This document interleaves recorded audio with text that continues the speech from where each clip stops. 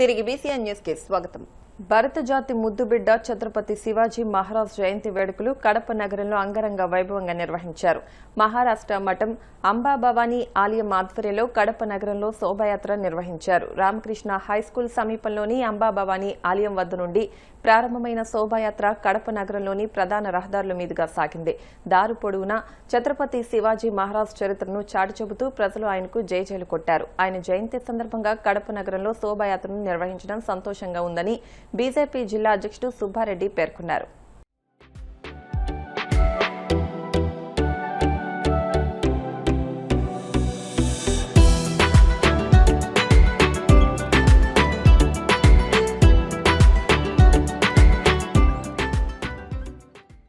సహకారంతో ఈ రోజున ఈ శోభయాత్ర ఇంత ఘనంగా కడప పట్టణంలో దిగ్విజయంగా అపురూప వైభవంగా ఆనందోత్సాహాలతో ప్రతి ఒక్కరి సహకారంతో ముందరికి వెళ్తా ఉంది.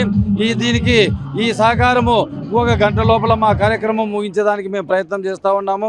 అలాగనే ప్రతి సంవత్సరం కూడా ఈ శోభయాత్ర ఆంధ్రప్రదేశ్లోనే ఒక గొప్ప శోభయాత్రగా శివాజీ శోభయాత్రగా కడప పట్టణంలో చేస్తున్నందుకు హిందువులైన మేమందరం కూడా కడప పట్టణంలో ఉన్న హిందువులైన మేమందరం కూడా గర్వపడుతూ ఈ శోభయాత్రను ప్రతి సంవత్సరం కూడా ఇదే విధంగా నిర్విరామంగా ఆంధ్రప్రదేశ్లోనే గర్వకారణమైన శోభయాత్రగా ఎక్కడా జరగనటువంటి అద్భుతమైన రీతిలో ఈ శోభయాత్ర జరుపుకునే దానికి సహకరిస్తున్న ప్రతి ఒక్కరికి కూడా నేను ధన్యవాదాలు.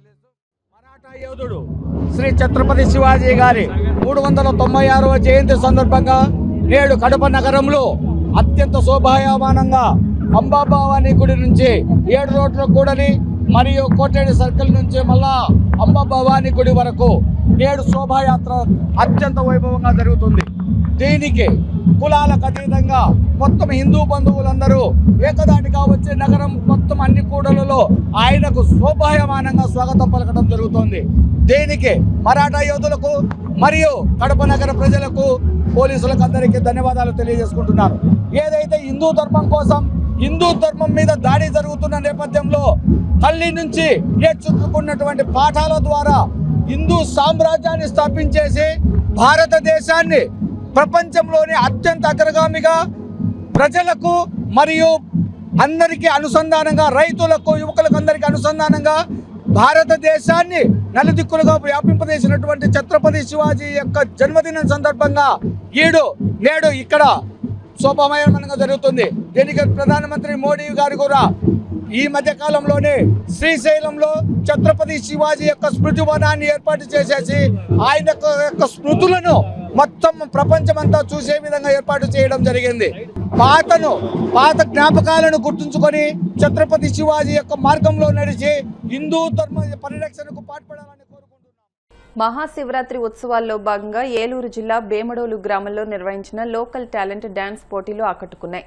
శ్రీ పార్వతీ సమేత భీమేశ్వర స్వామి ఆలయ ఆవరణలో ఏర్పాటు చేసిన వేదికపై స్థానిక చిన్నారులు యువత సినీ జానపద ఫోక్ సాంగ్స్ కు లయబద్దంగా నృత్యాలు చేసి ప్రేక్షకులను అలరించారు.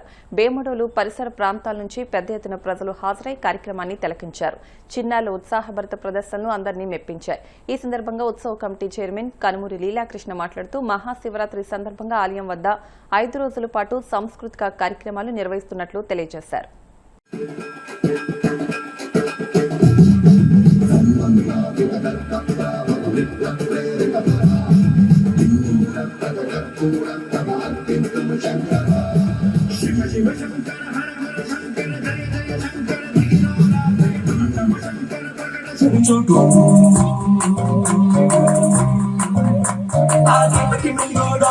అది అంటే బాబు రాదు దాని ఫోటో ఎన్నో పళ్ళు అది చూస్తే ఉనికి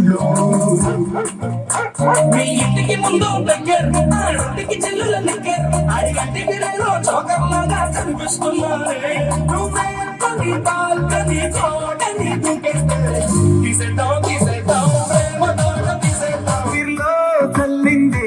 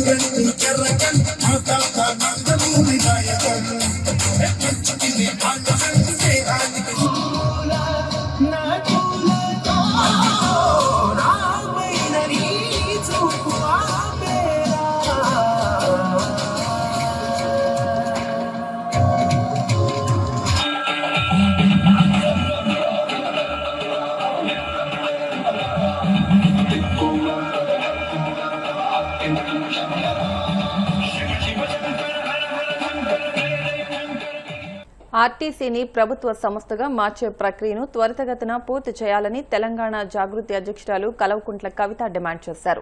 హైదరాబాద్లోని జాగృతి భవన్లో ఏర్పాటు చేసిన మీడియా సమావేశంలో ఆమె మాట్లాడుతూ మహాలక్ష్మి పథకంతో బస్సుల ఆక్యుపెన్సీ రేషియో పెరిగిందని, దీంతో ఉద్యోగులపై పని ఒత్తిడి ఉందని ఆందోళన వ్యక్తం చేశారు. బీఆర్ఎస్ హయాంలోనే బస్ బాడీ బిల్డింగ్ యూనిట్ ను కర్ణాటకలోని దావణగెరకు తరలించి అన్యాయం చేశారని అన్నారు. స్వయంగా మహిళలే అసలు ఉచిత బస్ పథకం ఎందుకు పెట్టారని ప్రశ్నిస్తున్నారని కవిత తెలిపారు. ఉచిత బస్సుల కారణంగా మహిళా ప్రయాణికుల సంఖ్య పెరిగిందని, అందుకు అనుగుణంగా బస్సుల సంఖ్య పెంచాలని డిమాండ్ చేశారు.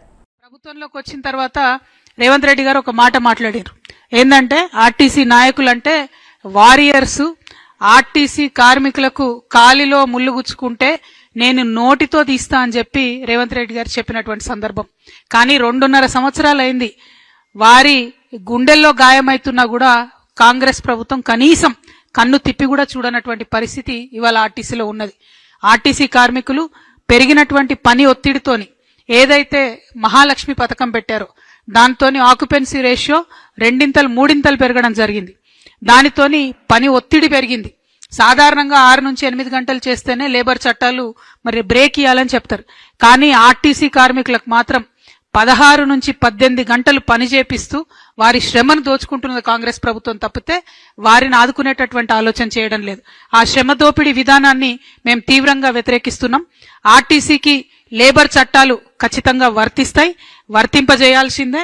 మరి ఆర్టీసీలో లేబర్ చట్టాలు లేకుండా, కనీస గౌరవం లేకుండా, కార్మికులకు మర్యాద లేకుండా జరుగుతున్నటువంటి ఈ సందర్భాన్ని మేము తీవ్రంగా వ్యతిరేకిస్తా ఉన్నాం.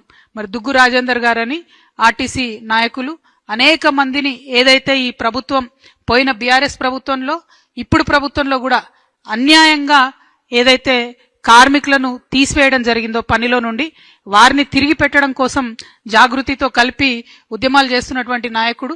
మరి వారి నాయకత్వంలో దాదాపు 300 మందికి తిరిగి ఉద్యోగం ఇప్పించుకోగలిగినాం. మేము ఆర్టీసీని డిమాండ్ చేస్తా ఉన్నాం. మీరు చిన్న చిన్న వాళ్ళ మీద మీ ప్రతాపం చూపిస్తూ మెషిన్లు, టికెట్ ఇష్యూ మెషిన్ పనిచేయకపోతే ఆ ఫాల్ట్ సాఫ్ట్వేర్ ఉంటుంది, మెషిన్ ఉంటుంది, ఆ మెషిన్ కొన్నవాడిది ఉంటుంది. కానీ ఆ కోపం కండక్టర్ మీద చూపించి కండక్టర్ని తీసివేయడం అనేటటువంటిది కరెక్ట్ కాదు. ఇటువంటి చర్యలకి ప్రభుత్వం పాల్పడతా ఉంది. 100% ఆర్టీసీ అనేది మెగా కంపెనీకి దారదత్తం చేయడానికే ప్రైవేటీకరణ అనేటటువంటి సూత్రం వచ్చింది. ఎలక్ట్రిక్ బస్సులు కావాలి, పర్యావరణాన్ని పరిరక్షించాలని అందరం కూడా అంటున్నాం. కాకపోతే పాయింట్ ఏంటంటే ఆ ఎలక్ట్రిక్ బస్సులు ఆర్టీసీ ఓనర్షిప్ లో నడవాలి. దానికి మన గవర్నమెంట్ అంటే మన ఆర్టీసీ డ్రైవర్ ఉండాలి. శిక్షణ విషయంలో కావచ్చు, క్రమశిక్షణ విషయంలో కావచ్చు, ఆర్టీసీ స్టాఫ్ ఉండే ట్రైనింగ్ వేరుంటది, ప్రైవేట్ గా తీసుకునే పిల్లల ట్రైనింగ్ వేరే ఉంటది. ఇప్పుడు ఆ ఎలక్ట్రిక్ బస్సులు పెట్టి అవుట్ సోర్సింగ్ పెట్టి కండక్టర్ డ్యూటీ కూడా డ్రైవర్ చేసే పరిస్థితి వస్తున్నది. మామూలుగా యావరేజ్ గా ఒక ఆర్టీసీ బస్సుకి 6 కార్మికులు బతుకుతారు. ఈ గవర్నమెంట్ వచ్చినాక ఏం చేసింది, ఆ రేషియోను 3కి తగ్గించింది. అంటే చాలా వేగంగా ప్రైవేటీకరణ వైపు వెళ్తున్నది. అది కరెక్ట్ కాదు, ఎవరికి కరెక్ట్ కాదు. అది రాష్ట్రానికి కరెక్ట్ కాదు, ఆర్టీసీకి కరెక్ట్ కాదు. పర్యావరణాన్ని సరిచేయాలనుకుంటే మన ఓనర్షిప్ అనేటటువంటిది ఎలక్ట్రిక్ బస్సులది గవర్నమెంట్ దగ్గర ఉండాలి. ఎందుకు అద్దెకు తీసుకుంటున్నారు? అద్దెకు ఉండే కండిషన్లు ఏంది, మళ్ళీ ఎప్పుడు ఇస్తారంటే అల్టిమేట్ గా ప్రైవేట్ వ్యక్తులకు, ప్రైవేట్ సంస్థలకు లాభం చేస్తున్నారు అనేది క్లియర్ గా తెలుస్తున్నది. దాంట్లో ఒక్కొక్క బస్సుకు 36 లక్షలు గ్రాంట్ వస్తుంది. ఈ రాష్ట్ర ప్రభుత్వం వచ్చిన తర్వాత, బీఆర్ఎస్ ప్రభుత్వం ఉన్నప్పుడు గ్రాంట్ రిలీజ్ చేసింది. ఈ ప్రభుత్వం వచ్చిన తర్వాత ఏదైతే కేంద్రం నుండి గ్రాంట్ వస్తుందో వీళ్ళు ఆర్టీసీకి ఇస్తలేరు. నేను అందుకే శ్వేతపత్రం రిలీజ్ చేయమని చెప్తున్నా. ఒక పక్క మహాలక్ష్మి పథకం కింద ఆర్టీసీని వాడుకుంటూ ఆర్టీసీకి చెల్లించాల్సిన డబ్బులు చెల్లించడం లేదు. రెండవది, కేంద్రం నుంచి వచ్చేటటువంటి గ్రాంట్స్ ఏవైతే ఉంటాయో అవి ఆర్టీసీకి రాకుండా చేస్తా ఉన్నారు. దీనివల్ల ఆర్టీసీ ఎంప్లాయీస్ వాళ్ళు దాచుకున్నటువంటి సొమ్ము కూడా బయటకు ఇయ్యలేని పరిస్థితి. ఆర్టీసీలో ఎవరైనా రిటైర్ అయితే వాళ్ళకి రిటైర్మెంట్ బెనిఫిట్స్ ఇవ్వలేని పరిస్థితి ఉన్నది. సో ఆ కేంద్రం నుండి వచ్చే నిధులు ఖచ్చితంగా ఆర్టీసీకే వాడాలని మేము డిమాండ్ చేస్తాం. వార్తలు ముగించే ముందు ముఖ్యాంశాలు మరొకసారి. సమగ్ర శిక్ష ప్రాజెక్టు ఉద్యోగుల వేతనాల పెంపుదలపై చర్చిస్తామన్న మంత్రి నారా లోకేష్. సీజనల్ హాస్టళ్ల మంజూరుకు చర్యలు తీసుకుంటామని వెల్లడి. క్రైస్తవునని చెప్పుకునే జగన్ వారి కోసం చేసిందేమీ లేదు. తీవ్ర స్థాయిలో విమర్శలు గుప్పించిన మైనార్టీ న్యాయశాఖల మంత్రి ఫరూక్.